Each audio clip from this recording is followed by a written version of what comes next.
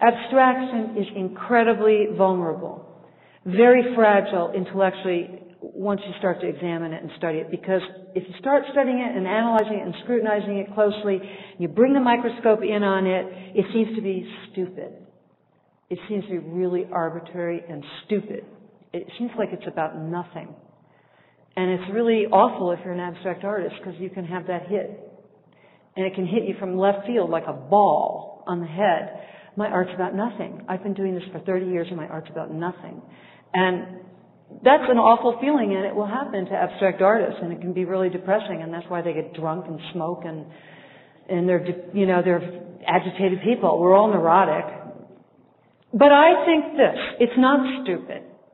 It's not stupid at all. It's a metaphor, abstract art. It's a metaphor, sometimes an obvious metaphor, sometimes not an obvious one. It's a metaphor for artists who are making the art and observers who look at it. And what is a metaphor for? It's a metaphor. It's so obvious. It's a metaphor for how we lead our lives, how we live them out till we die. The making of an abstract work of art is this, directly. I'm convinced of it.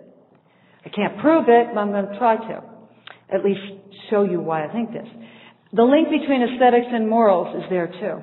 And I mean that too. It's exceedingly complicated when I say that sentence, that there's a link between aesthetic and morals. I don't mean something ridiculous like bad people make bad art, or good people make good art, or good people like good art. I mean, all you need to do is know that Hitler was an artist, and it wasn't really that bad an art. It was kind of pastiche, but it wasn't all that bad what he did. He was pretty good at linear perspective and could do some sort of vague, banal stuff okay. He wasn't bad. And really corrupt people can be incredible aesthetes.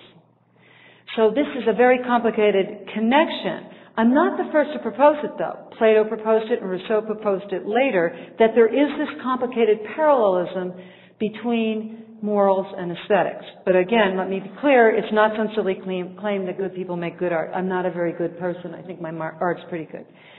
Anyway, it's just that these realms function in a similar way, and for this reason, there's no such thing as a good drawing about nothing. My favorite painting in the whole world, so I had to show it, Velázquez Las Meninas on the left. And my second favorite painting in the whole world, Broadway Boogie Woogie, Mondrian's second to last painting before he died, after he'd moved to New York, 1942 to 43. And the Museum of Modern Art owns it, so I see it a lot.